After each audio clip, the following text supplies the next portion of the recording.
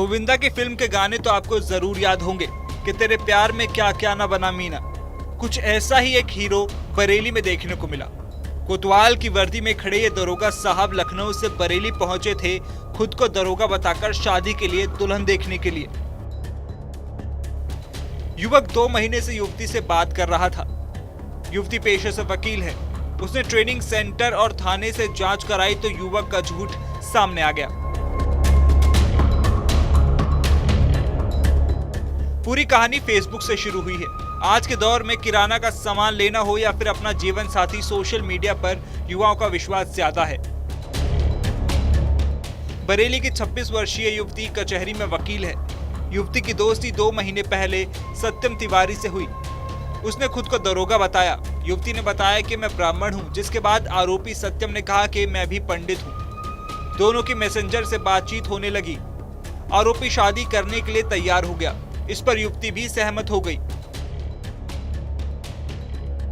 क्या हुआ था, कौन आया था, किसको पकड़वाया आपने? मेरी बात हुई थी फेसबुक पे अंकित सिक्की आईडी से। उन्होंने फिर आईडी बंद की। बोलते हैं कि मैं रियल में एक ब्राह्मण हूँ। मेरा नाम सत्यम त्रिपाठी है और मैं थाना हजरतगंज लखनऊ में पोस्टेड हूँ। एक दरोगा हूँ मैं, और मैं 19 बैच का हूँ। और फिर वो मैंने बोला कि शादी के लिए बोला उन्होंने कि हम ब्राह्मण हैं तो आपसे शादी करना चाहते हैं। हमने कहा ऐसे थोड़ी कर लेंगे, अननोन पर्सन हो, आके घर पे एक बार देख जाओ, फिर हम तुम्हारे घर आते हैं। तो बोलता है घर कैसे होगी, मेरे मम्मी पापा कार एक्सीडेंट में मर गए, वो सीओ थे, और मामा जी थे, उन्होंने मुझे पाला। मामा जी ने मुझे पाला, जैसे जैसे करके मैं ये बनाऊँ। मैंने बहुत मेहनत की है लाइफ में। मैंने कहा ठीक है चलो जो भी होगा एक बार देख जाओ, उसके बाद देखते हैं। तो देखने के लिए आज सुबह ही वो 8 बजे लगभग 13-317 ऐसे कोई ट्रेन थी अकल तख्त, उस ट्रेन से आया ये सुबह में। दोनों में शादी के लिए बातचीत शुरू हुई। सत्यम ने खुद को बताया कि मैं 2019 बैच का दरोगा हूं और इस समय लखनऊ के हजरतगंज थाने में तैनात हूं। इसके बाद युवती शादी के लिए तैयार हो गई।